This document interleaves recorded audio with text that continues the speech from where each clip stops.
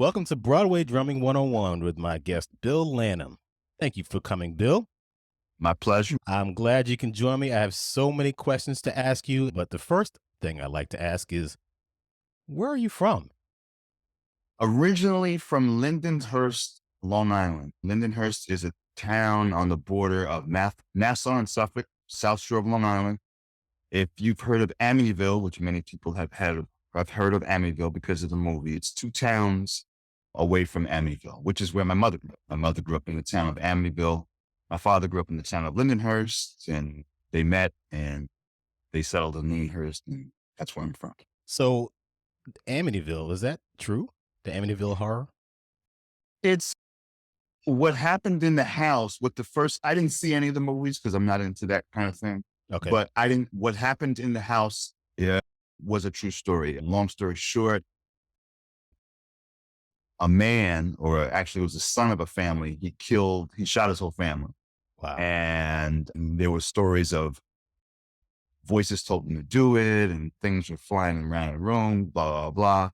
And hence, I believe that's what the first movie was made about. And then, of course, the whole series went on. But yes, true story. It was in the Wow. papers. Yeah, you can Google it, look it up. And yeah. Interesting. When did you start playing drums? Was it when you were in elementary school, in middle school, high school? Yeah, I started playing drums in elementary school. Obviously, before that, buckets and all that stuff. Come from a musical family. Mom's a classically trained pianist. Dad is a vocalist who came from a family of vocalists. And his oldest brother was a jazz piano player who played with Art Blakey. Music was in the genes. Started taking formal lessons on drums in fourth grade. Actually started on piano like a year earlier, and then started taking formal drum lessons fourth grade, and then stuck with it. And I was fortunate enough to be in a high school. Lindenhurst High School had a great music department. Were you in the marching band? Oh, yeah, I was about to say that. Great music department, marching band, and I should say jazz band, and the marching band. We competed.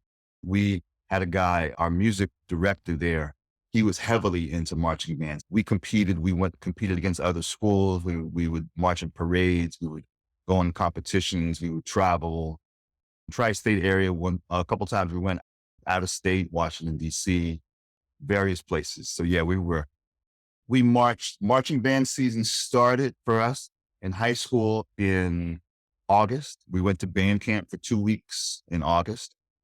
We learned our show, or what would be our halftime show for our local football teams, which is where we would use that for practice. And then on other weekends, we would travel to other schools that had competitions and so forth. And we went, I would say August through, first couple of weeks in November. And I remember being at some marching band competitions, and it was freezing out there. And oh man, trying to play drums without gloves, or sometimes they would let us wear like gloves that would match our uniforms, and that would be cumbersome, especially if you're playing snare drum or something that required some more technical proficiency than either playing cymbals or bass drum. When you were growing up in high school, junior high, who were some of your musical influences and who were some of your drumming influences? I'll start with drumming influences. I listen to everybody from the rock guys to the R&B guys to the jazz guys. Steve Ferrone, Steve Gadd, Jeff Porcaro, Alex Acuna, Elvin Jones, Steve Smith, Steve Gadd, if I didn't mention him You yet. sound like Yeah. me. People ask me, I mentioned Steve Gadd, Steve Smith, Steve Ferrone. What would Yeah, all the Steves of drumming. Steve Jordan. Steve There was a guy Jordan? named there was a guy named Steve Schaefer, studio guy. He was great. Musically growing up, I listened to a lot of what my father listened to. My father liked to listen to a lot of, obviously, the vocal groups, Ink Spots, Temptations, Four Tops. He also liked a lot at the time, I guess you would call it instrumental rock or jazz. So like Chicago, so many different things from different genres that were just influential. He listened to a lot of Brazilian stuff. So influences came from everywhere. They came from all those things that were played in the house, and also the things that I like to listen to. In high school, did you participate in any kind of battle of the bands? Were you in like rock bands, funk bands, any of that stuff? I was in it was more of a rock, I'd say a pop rock band. And we didn't really compete, but we ended up doing a lot of gigs because we covered a lot of different things. We played some Leonard Skinner, we played some disco, we played some R&B, we played a little bit of everything. So a lot of times we would get hired to do, let's say, a school function. We did a couple of homecomings. We did a couple of graduation parties, stuff like that. So there was always, we did a lot of gigs like that. And so we never really competed because we were the only band that could cover like a bunch of different things. What We what, actually, there, what was the name of the um, band? oh, wow, the name of the band. Oh, you know what? That's a good question, Clay. What was the name? The band never had an official name because of the fact that there was some people actually asked us on the gigs, "Hey, what's the name of your band?" And we were like, "Oh, we don't have a band." So our lead singer's name, her name was Joan Paul. So someone said, "Oh, Paul, the Joan Paul band." And then there were two brothers in the band whose last name was Stephen. So they called, "Oh, Paul the Stephen Brothers band." So we actually never really came up with a name.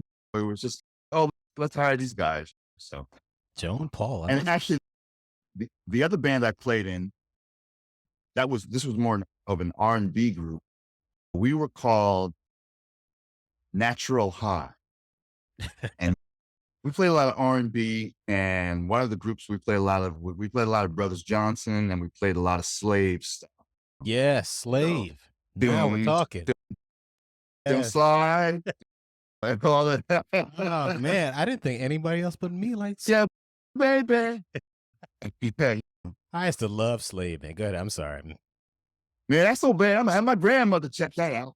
Remember that? Remember that Remember that? line and slide and slide? That's so bad. I'm gonna have my grandmother check that out. The whole that toy horn thing, Yeah, the bicycle. They used those in the guys, song. man, the bass player in that group, his Mark name was Adams. Mark Adams. He's no joke. Oh No my joke. goodness. All his stuff was, and he was like, I think it was like a teenager in the group when the rest of the guys were like in their like mid-20s or late 20s or something like that. Yeah, he was I heard they did that song "Slide" in one take. That was the first take that they did. really, And if you hear wow. it, it starts out one tempo, but it winds up at another. But still, it's a song and it's Yeah, raw, yeah, drag. yeah, yeah. Drag. My name is Drag. Drag, come on, baby. I ain't gonna I bite ain't you. gonna bite I'm you. gonna let you hang on. All right. All right. Oh man, my Yeah. favorite album from them was Stone Jam, though. Came out in 82, 81. Okay. But anyway, enough about me. Okay. This is about you. Did you go on to college after high school? I Or did. Went to college at local Long Island University out of Long Island as a computer science major. really? Yep. I was a computer science major, music minor, because Man, mom was a school teacher and she said, you want to have something to fall back on. And last year of high school, I was in the computer club and I really liked it. I was like, wow, this is cool.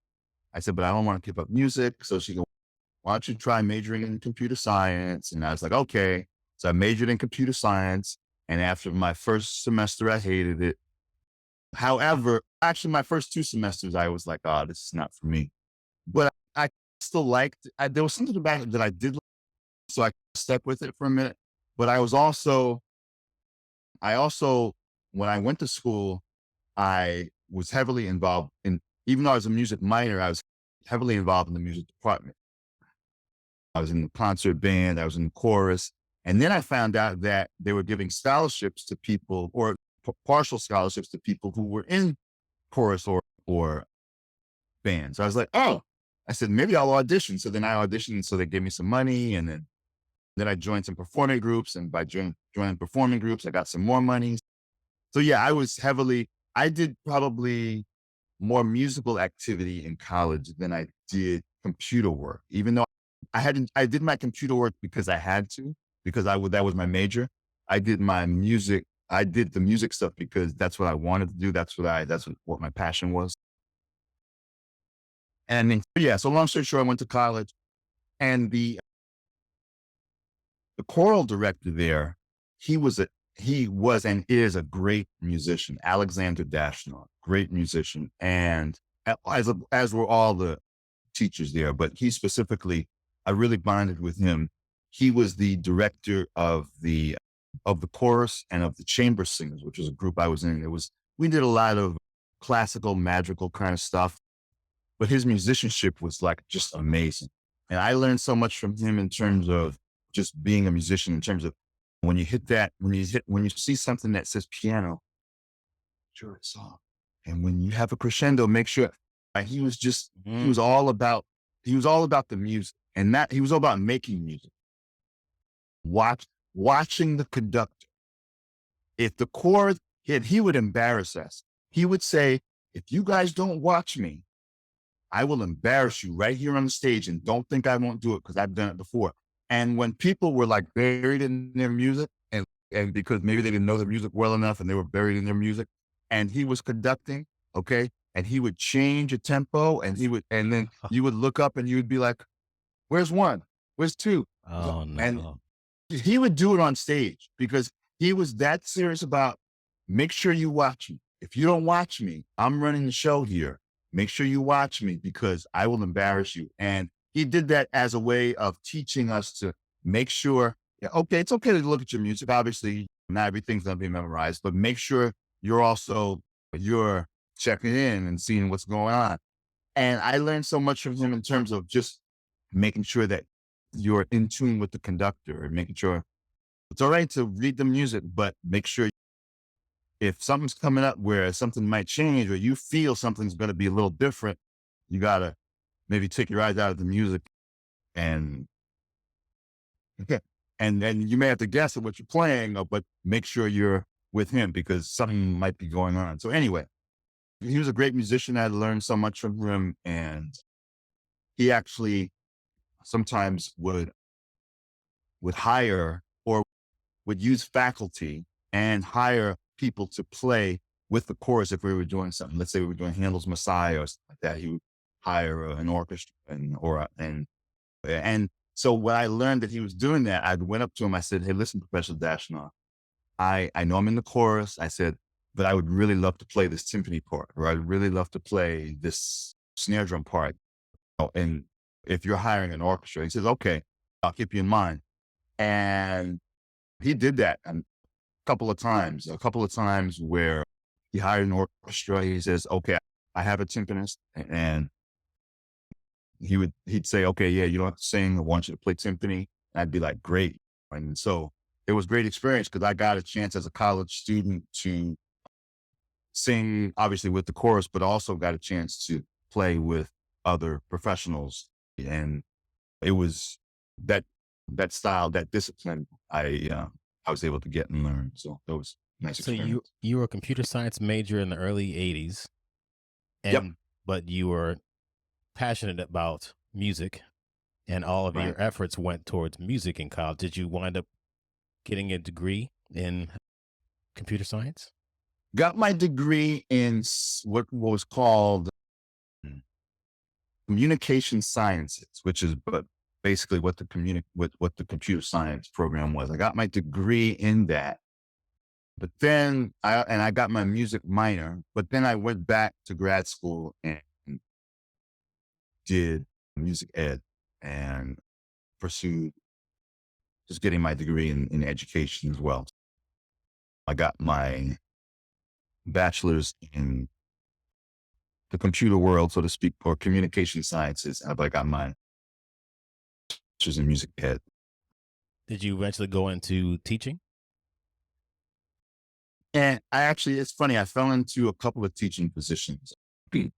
When I was, student teaching, I fell into a position. I was student teaching with another drummer friend of mine who taught in the Amityville School District. His name is Everett Collins. He was the drummer. He was a drummer for the Isley Brothers. touring drummer for the Isley Brothers, who also went to the same, Isley Brothers and Everett also went to the same college I went to, CW Post, Long Island University. Anyway, and he's an old family, he's a family friend from way back. So my student taught with him in Amityville for a month, and the chorus teacher who they had just hired got another job. And so she left. And so they asked me after 1 month of student teaching to take over her courses and her classes for a couple of weeks. So I said, "Oh," and they asked Everett, "Hey, can you handle this?" "Yeah, you can handle it." I did that for a couple of weeks. So I was student teaching and getting paid, which was cool. Mm. And it really helped me get my piano chops together too, because I had to somewhat accompany the chorus. So I use my limited skills on mallets to play on piano, at least chords and stuff. And so I did that for a couple of weeks, and then they were interviewing people. And so, "We don't like this person. We don't like this person." So, "Well, Al, can you stay on for another couple of weeks?" "Sure, no problem." And then at the end of my student teaching, they said, "Would you like to stay on for the rest of the year as a permanent sub?" And I said, "Sure." So I said, "Okay." So I stayed on for the rest of the year as a permanent sub, teaching 2 courses and general music. And then was officially offered that position the following school year, and started the year again at that school. And then that was the year that I also by that point was doing some subbing on Broadway. I was subbing on shows and stuff, playing drums. And at that point, I got the call to go on the first national tour of Les Miserables as the drummer. Before we go into that, Yeah. you finished grad school, then you decided to move to New York. I was already in New York because Lindenhurst, I was living on Long Island. Lindenhurst, the town I grew up in, is a city on Long Island. So I was already in New York. So Like I was in New York. you just So commuting back and forth. Yeah, commuting back and forth. On the Okay. train, it's maybe about an hour outside town. Okay. Yeah. You didn't Yeah. So no, sorry. Go ahead. you didn't move into the city at all. You were just going back and forth. No, yeah, I never moved into the city, so to speak. I was living in Suffolk County, but it was a commute. The commute was fine. I could do that, so it wasn't a big deal. So So yeah. what got you into doing shows? I started doing a lot of community theater when I was in college. That was one of the things I did that kind of, like I said before, I was doing a lot of music stuff when I was in college, and was doing a lot of community theater. So doing a lot of shows that were in community theaters.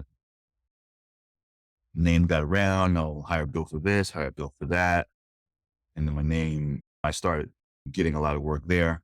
And then I started taking lessons with a guy in New York who was doing a lot of shows. I started taking timpani lessons from him. And we built up a relationship, and he was doing some shows. He said, "Why don't you come down and sit in the pit with me here?" I started sitting in pits and watching him, meeting some people. And then through him, I started subbing on some shows, and then some shows on Broadway, and then started doing the Broadway thing. What was the first show that you subbed on? The first show I subbed on was a show called Song and Dance, which was an Andrew Lloyd Webber show, initially starring Betty Buckley, initially starring Bernadette Peters, but then Betty Buckley came in at the end when I subbed on it. Funny thing about that with me was I subbed on it once, and then the show closed like a couple of weeks later. Yeah, I was like, yeah.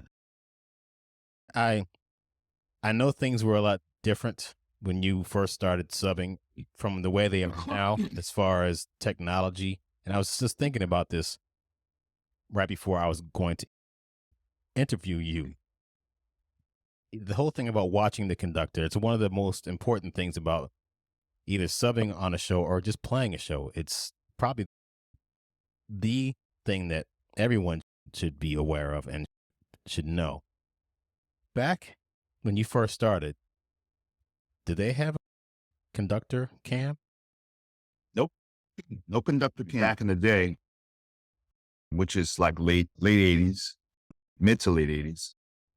You'd go in, you would bring your Sony Walkman cassette recorder, record the show. That would be your practice tape, record that show. And then basically you would take as many notes as you could on, you would make a photocopy of the book of the part, and you would make as many notes as you could. Oh, the conductor gives a downbeat here, or he subdivides here. But it's always so much you can write down as something that's going on in performance. If you're at rehearsal, then you sketch stuff in, but in performance, it's like you only get so much. So you would rely a lot on your notes, and also talking to the player you're subbing for. Hey, how does the conductor conduct this measure? Are there subdivisions? Where does he retard? Where does he cut off? All that stuff. So so there was no video. So you would go back numerous times to watch. My policy was always, and my policy still is to watch at least 3 or 4 times. If not, I would sometimes go watch 5 times, 6 times, because there was no video. There was no conductor cam. Nowadays, you have people making conductor videos, which is great, which is really helpful.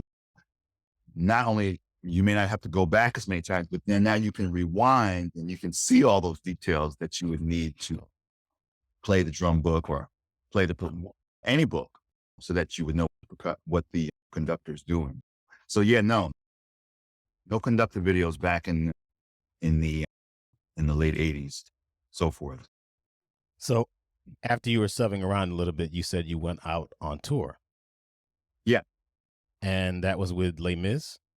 Yeah, I went out on the first national tour of Les Miserables. Yeah. What was that experience like? That was nice. That was back then, and I don't know if they describe them the same way anymore, but they had national tours and bus and truck tours.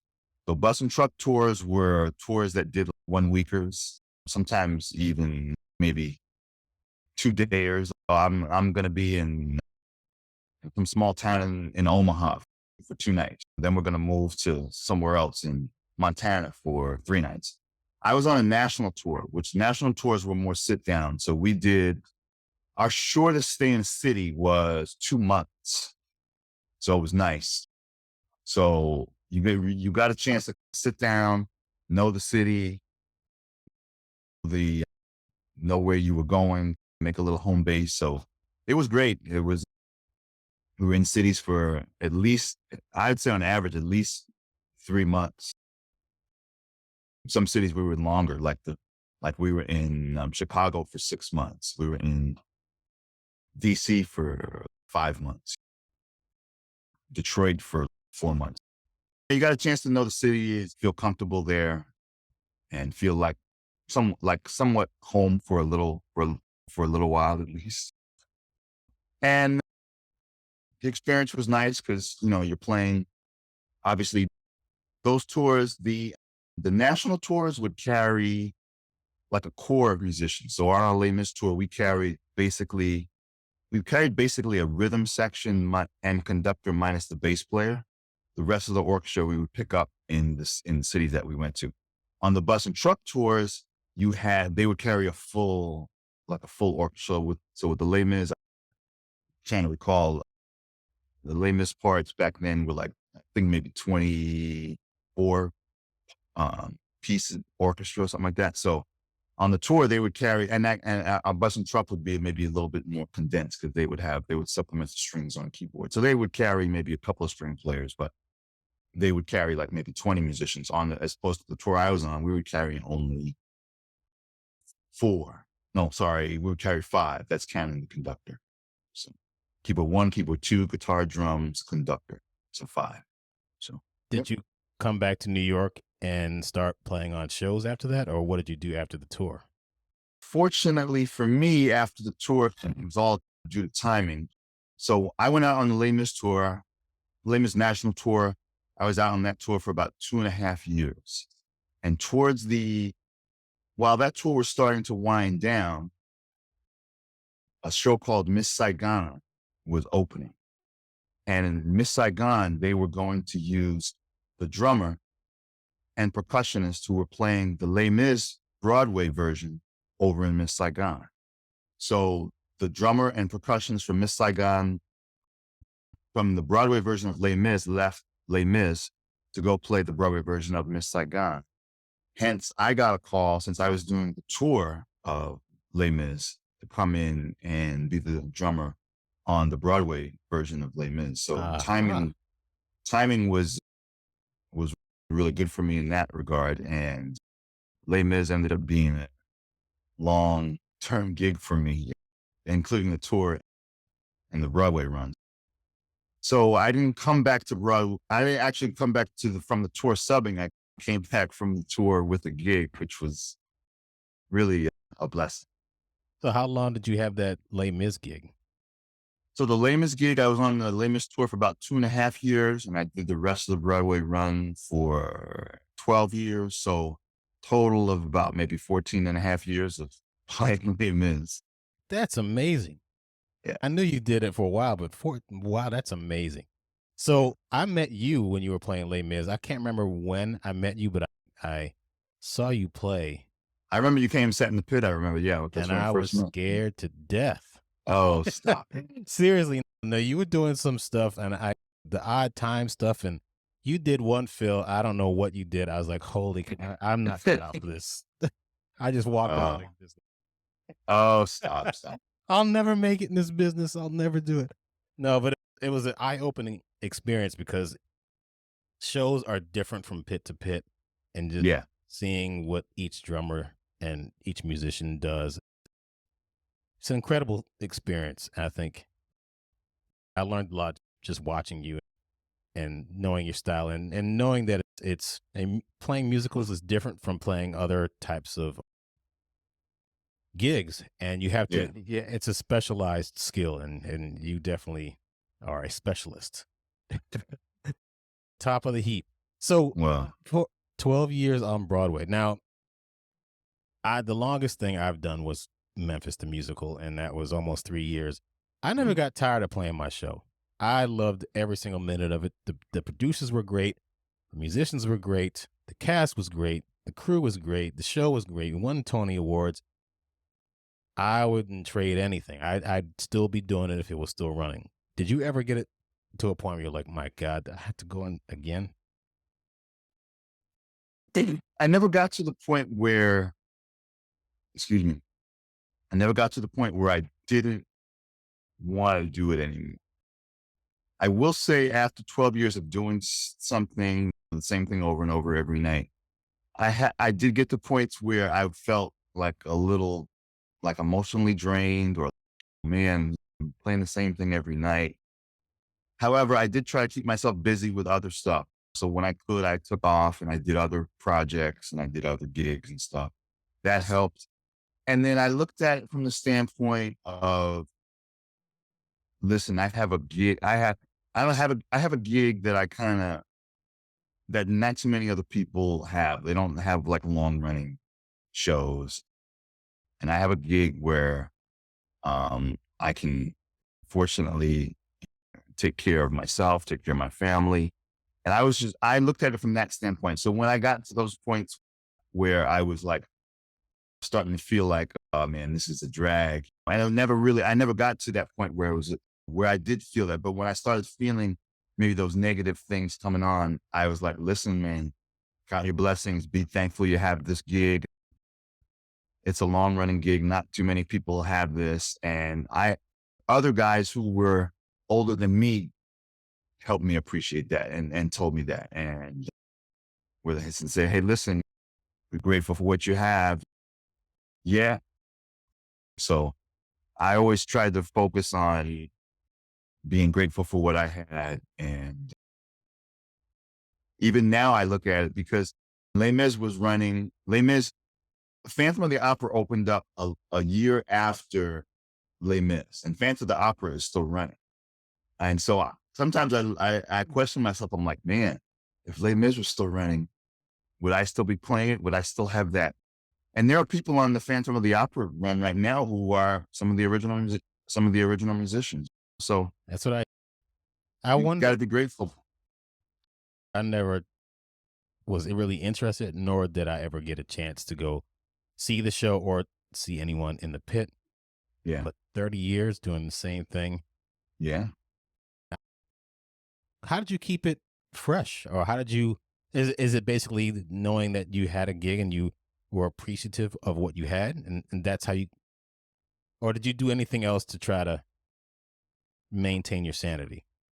I would keep it fresh by what I said before, being grateful for what I had, being thankful for what I had. But I would also, to the extent that I could, I would try to throw in, I would try to deviate a little bit from the book, so just a tad. You can't do, on a show like that, you can't do much. Right. And on any show, because people are expecting to hear certain things, certain cues. Oh, the drummer played this, he threw me off. You don't want to hear that. However, within reason, I would try to throw in little thing that would make it different for me. And honestly, there were some things in the original Les Mis book, in the original Les Mis drum book. Les Mis actually has been revived a few times, and I know the drum book has changed. But in the original drum book, there are some things in there that were every night was a challenge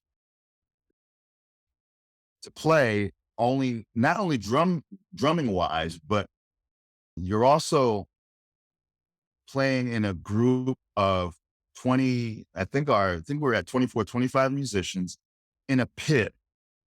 And the rhythm section was not geographically together. So this was pre in-ear monitors and stuff like that. So we had either headphones or hotspots. In the setup for Les Mis at the theater, the drums were all the way in a corner next to the percussionist. The two keyboard players who you would want to lock in with, they were more in the middle of the pit. The bass player and the guitarist were on the other side of the pit. And in the middle of the pit, there was an elevator, which was part of what the cast used, because there was some scenes on stage where the cast would escape through what was a sewer on the stage. So the cast a character had to go through the sewer. And so to make it look like he went through the sewer, they dug a hole in the stage, which ended up being a hole into the pit, which was where they would come out. And we had a lot of challenges in terms of sometimes just playing together, because we had to rely on our phones or the hotspot that we had. And sometimes it would be like, oh, I'd rather just listen. So and some of the stuff was challenging. There was a song in there. There was a cue called The Attack of Rue Plumet, which was every night, man. That was a real challenge to play. And we did it well, but if you weren't on your P's and Q's, it was tough. So being there for 12 years, you saw a transition in technology in the pit. Did you have a conductor cam by the time you ended? And did you have in-ears and your own aviom? Like, how was the transition, or did you have a transition? Or No, no, because at that point, avioms were starting to come in and people were starting to do conductive videos and stuff. But by that point, no, there was no transition. That was basically, it is what it is. That's the way you went into it. And that's the way it ended up being. do you know if places like Phantom of the Opera are still operating on technology from 1987? I don't know. It'd be interesting to see what happens in the fall. Yeah, that I don't know. So after Les Mis, what was next for you? But after Les Mis was a bunch of subbing. What year is this, by the way? This is around 2000. So Les Mis closed, the original Les Mis closed in May of 2003. And took a little bit of a break, and then just got back into networking and trying to sub. So I s- started subbing Boy from Oz, Wicked. Actually, I was very fortunate right after subbing on Les Mis, after a little bit of a hiatus, to be able to start subbing on some long running shows. Wicked, I subbed on for many years. Mamma Mia was running. I subbed on that for many years. Boy from Oz didn't last for too long, but I subbed on that for a little while. Spam-A-Lot was another one. And I, I got some shows that had some legs to them. So and I did fairly well at them. So I was able to sub on those shows for a while. So I subbed on a bunch of shows, and the next Broadway show I got was South Pacific. Yeah. Center. Yeah. So and I did that for a little bit. Now, a question Um, regarding that. Did I like to share with people about doing readings and workshops? oh, okay. Did you do any readings that led to those shows? Um, I did when I the mo- whenever I've gotten hired, I've always gotten hired for stuff that was already in the works to come in. So the workshops I've done never have really led to any other shows. I recently actually just did a workshop recently that it's not going to be a Broadway show, but it was a show. It was a show based on some Andrew Lloyd Webber music that is being planned for Norwegian cruise lines. So we did a workshop of that, and I don't. It has no Broadway aspirations at all, but the Broadway stuff I've done in terms of readings and workshops.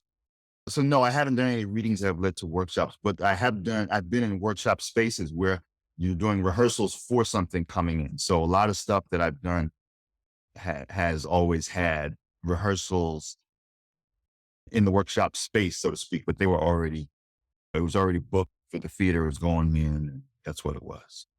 I meant you mentioned the show Wicked. I remember a while ago.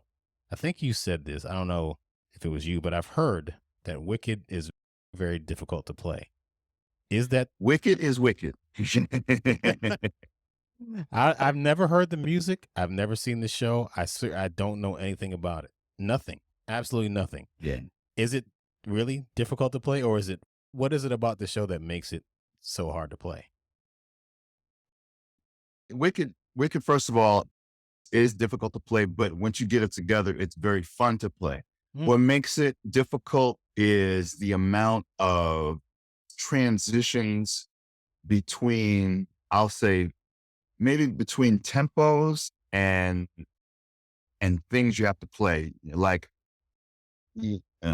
not only are you playing drums, you're playing rhythmic stuff on the triangle or rhythmic stuff on a talking type of drum, and you have to put that stuff down, and you have like about maybe 2 beats in a measure to get your sticks. I remember playing stuff at Wicked with my mallets underneath my arm while I'm playing. Oh, I'm sorry, with my sticks underneath my arm, playing with mallets, playing a cymbal roll, dropping the stick, dropping the mallets, pulling my sticks out, and like within a beat or beat and a half, you have to be ready to play a fill into some other. It's a lot. I'll put it to you, it's a lot of choreography. It's a lot of choreography between pulling stuff up and pulling sticks out, beaters out, mallets out, making sure it's a lot of transitions like that. That's what makes it tough. And then obviously there's a lot of conductor watching for stuff that's groove oriented or tempo changes, and stuff comes in with click sometimes. And so there's a lot of variables in there, but it's enjoyable once you get it together. So you went from Les Mis to subbing, and then you got South Pacific, and that I think you were doing that when I was doing Memphis. Okay. And after that, what was the next thing that came your way? Okay. South Pacific then was the short little run of a show that didn't last was called Wonderland. That lasted for about maybe about rehearsals were about maybe 4 weeks, and then the run was about 4 weeks. So we were Oh, hoping to get wow. some more legs out of it. Yeah. And then the Wonderland, and then after Wonderland, did some more subbing, and then Evita. I did Evita for about a year and a half, a revival of that. That was nice. And then after Evita was a short revival of Jekyll and Hyde, which lasts for about another 4 weeks. And then a little bit of a hiatus for that. Some subbing. We subbed on some things together, I think, or same shows like Motown and stuff like that. Yes. Yeah. And then some more subbing on some different things. And then Cats revival came in. That was fun. Did that for about a year and a half, 2 years. We got a year and a half out of that. So that was fun. Enjoyed that. I remember subbing for you for Evita and at Cats, and it was two shows that were completely different from what I had done before. Because growing up playing groove-oriented music and then playing groove-oriented shows, whether it's Tick Boom or Altar Boys or Memphis, doing something in the Andrew Lloyd Webber vein is very different. And it took me a while to talk about subbing and learning the show and going to see it. I had to go in a number of times. I like to spend at least a month learning the show, but it took me so long in order to get to certain things that you were doing. Again, I just admire your skill level and the way you play and the things that you did. It actually helped me become a better player, especially with songs like "And the Money Kept Rolling In." Rolling, rolling, rolling. And I got 1, 2, 3, 4, 5, 6, 7. 1, 2, 3, 4, oh 5, my 6, 7. God, I was like, do I have to play this? Can I just? Is there a funk show that's? Can we do a slave show? Anyway, Slave show, right? Slave show in 7. How's that got? so, Dun, dun, dun, dun, dun, dun, dun. Dun, dun, dun, dun, dun, dun, dun. the thing about playing that song, though, growing up playing along to Tom Sawyer, which is its Yeah, I was yeah. like, oh shit, it's just like Tom Sawyer. Let me just do that. So it helped. So having that reference, but man, it was a lot of fun working on the show. And again, Cats was very interesting. I loved that little drum solo near the end. Oh, at the end of the Fight. first act, yeah, that was fun. Now I don't know how different it was from the original. Was that in the original Cats as well? Like that was it a McCavity fight? Whatever the two cat. Oh yeah, no, and in the original, some of the stuff in the Cats revival was new stuff that was arranged by John Clancy, fellow Yes, from that Clancy. we both know. Yeah, great stuff. Yeah, so John arranged some really fun stuff to play. So some of the stuff in the Cats revival was arranged by him, and since he's a drummer, it was fun to play that stuff. And so some of the stuff in the Cats revival, no, was not in the original. It was added. And however, a lot of the stuff in the Cats revival was what it originally was. Did you see the Cats movie? I'm trying to remember. Yeah, Damn, must not be very memorable. no, I don't think I did see the Cats movie. I don't think I watched, or I watched it, and you know what? I can't remember it. Maybe I didn't. Yeah. Yeah, I got to tell you, I might be the only person out here that actually enjoyed it because it explained a lot that I didn't understand by seeing the show a bunch of times. Yeah. A lot of stuff that didn't make sense, but the movie tried to explain, but I don't want to get into that whole thing. What are some of the things, and you've been around for a while, what are some of the things that drummers should never do in a Broadway pit? Never do in a Broadway pit. never do is to treat people disrespectfully. We work in a world where people need to feel comfortable. So never go in with a chip on your shoulder and never think you're all that. Always be willing to listen to other players and respect their opinions and never treat anybody disrespectfully because it's not gonna benefit you. You're probably not gonna be asked to come back there and you just build up a bad reputation for yourself. On the flip side, what are things that a drummer should always do? On the flip side of that, treat people respectfully, but also as a drummer, watch the conductor. Watch the conductor, or I should say, as a drummer, you can't always watch the conductor because maybe you're focusing on your part, especially if you're subbing.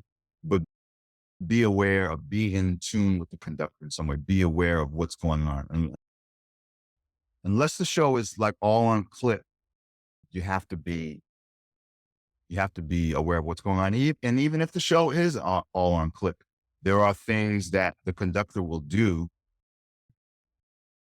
that will help you out. So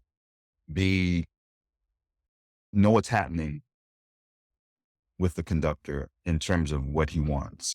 That will be, and make sure that he knows that you're on his side. What's the biggest piece of advice that you got over the years that has helped you in your career as a musician?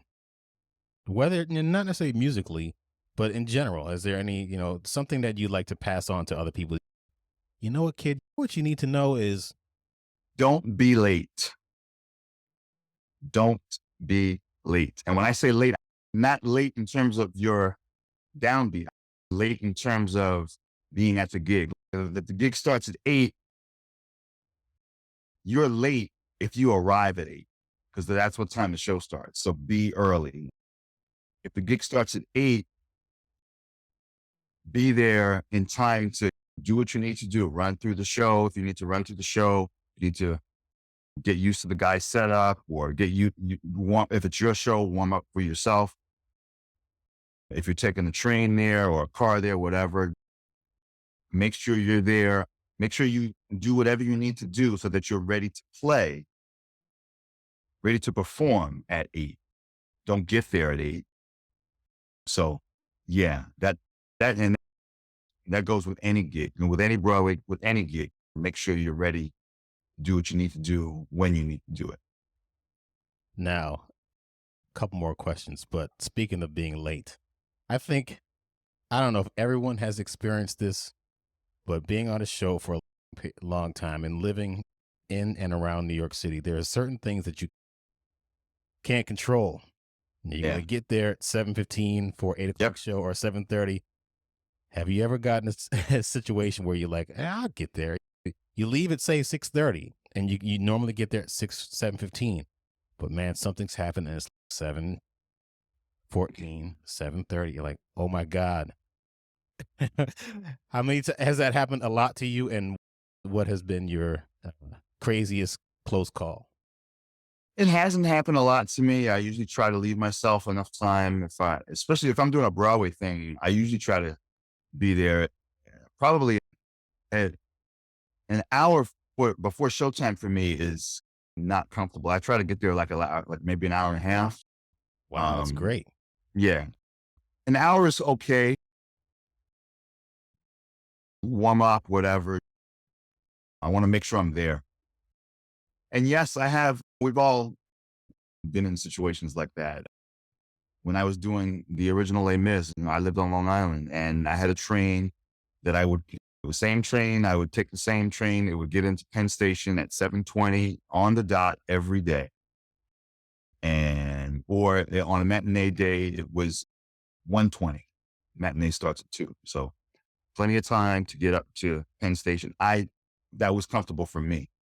one day, and it happened 2 Wednesdays in a row. 2 Wednesdays in a row, there was train issues, and I'm sitting in the tunnel between Penn Station and Queens. I'm sitting in the tunnel, and it's like I want to say it's 1:45, 1:50. I'm like, oh, I say, I am totally done. Long story short, we got through. I was thinking so much. I was like, I said, is there any way I can walk from here, like on the track? And he said, no, you can't do that. I'm like, oh, because I was just freaking out. Anyway, long story short, we pulled in. I was able to run upstairs. I hopped in a cab on 8th Avenue for 6 blocks, and we got to 42nd Street, bottlenecked. I gave the guy $10. I ran out. I got to the theater. Thankfully, I made it on time. I made it to the theater before, because sometimes in those times, sometimes 2 o'clock curtain sometimes the show actually wouldn't start maybe to like 2:05, 2:06. So I had a little bit of play, but wasn't what I was hoping for or wanted to do. And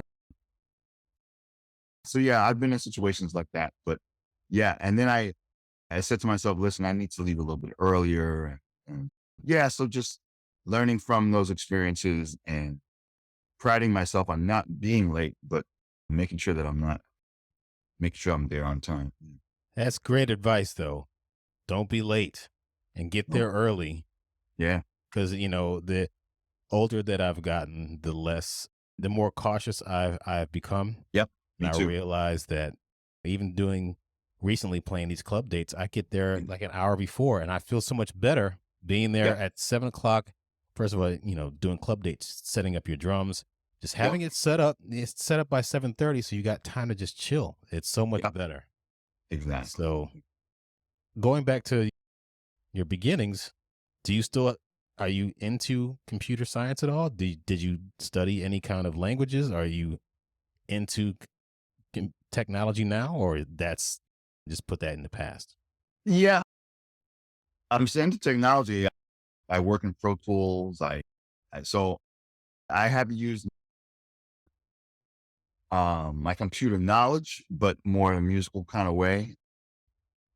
And I feel comfortable on using programs and stuff like that. The languages I learned when I was in college, they're not. Fortran. Oh, wow. Clayton, Fortran. Yeah. I knew a I little took bit about that was my first semester of computer languages, at Fortran. COBOL, And my second semester was advanced Fortran. Yep. Fortran. C plus around. A plus, I remember. We use a language called COBOL. We use a Yes. language called assembly language. Yeah, a lot of that stuff is not around anymore. But my experience with computers and being comfortable in the computer world has helped me with, let's say, like Pro Tools, or doing things on the computer, musical things on the computer, plugins and all that stuff. So just overall has helped me. So. Did Broadway lead to any kind of endorsement deals with you? Yes and no. I would say Broadway didn't lead to them. Broadway helped in me getting them, because I actually pursued them. So I'm with Remo, I'm with Peisty, I'm with Vic Firth. They didn't approach me. I approached them, and I would say it's because it was when I was on the first national tour of Lady A's that I got those deals. It was because that was a big thing on the resume to put. And it was because of that helped me get those. And I've been very happy with all three of those companies. They've been very supportive of me. And whenever I needed something, they've done it. Vic Firth made some specialty sticks I used for many years at Les Mis. Peisty initially loaned me a pair of orchestral crash cymbals that I used at South Pacific. And then when I went to go give them back, they said, you earned your keep with them. You can keep them. I was like, wow, it's great. Remo's been great with me over the years with lots of stuff. They've all been very supportive and very great. And people wanted to reach out to you to get lessons. Do you have a website? I don't have a website, social media. I'm not a social media guy either, but Bill Lanham at AOL.com is my email address. You can reach me there. All right. Do you ever think that, man, did you ever look back and say, I wish I had done the computer science thing, or just say, you know what, I made the right choice in pursuing music? No, no, never looked back on it. And it's funny, you made me hesitate because I had to think about it one time because in my sophomore year of high school, yeah, I was involved in this. I'm sorry, sophomore year of college. I was with this program that was pushing students to go on job interviews and get experience. So it was basically for seniors and juniors. But since I was doing well in school and I was a computer science student, they put me in this program and they got me this interview with the IRS back in the 80s. And then their location was out in Holbrook back then. So they sent me on this interview and they had told me, I said, listen, they're really looking for sophomores. They're looking for juniors and seniors. So you're a sophomore, so they're probably not going to offer you the job, but just go on the interview for experience. I was like, all right. Meanwhile, I was big and I was doing shows, and I was doing club dates, and I was doing all this other stuff. So they're interviewing me and I was so not into doing the computer thing back then. And so they were interviewing me. So Mr. Lanham, blah, blah, blah. So what are your plans for the summer? How do you think, what are you going to bring to us? I said, I got some gigs lined up with some shows and my band and stuff. I don't know I'll try to fit in what you have for me around my schedule. And I was like, oh my goodness. I said that at an IRS interview that just showed them how non-interested I was in And they're doing like, computer science and pursuing music. and they wanted to hire you, or they were like, nah. I couldn't tell.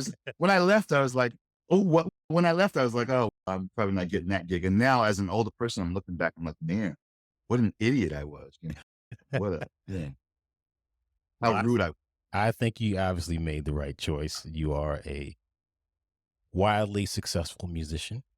And seriously, you've done so much in your life, and I definitely admire the things that you've accomplished. And I love your drumming, and you're definitely an inspiration to me. I'd love to have a job that lasts for 14 years or 12 years on Broadway. But I really appreciate the opportunities that you've given me over the years. And And vice versa too, vice versa. Because you've done things for me too. So that goes back to you, and your playing has been inspirational to me as well too. oh, thank you, man. Kudos to you. Yep. But thank you for joining me on the Broadway Drumming 101 podcast. Ladies and gentlemen, this is Bill Lanham, and I will be talking to you soon, Mr. Lanham. All right. Thanks again. You got it.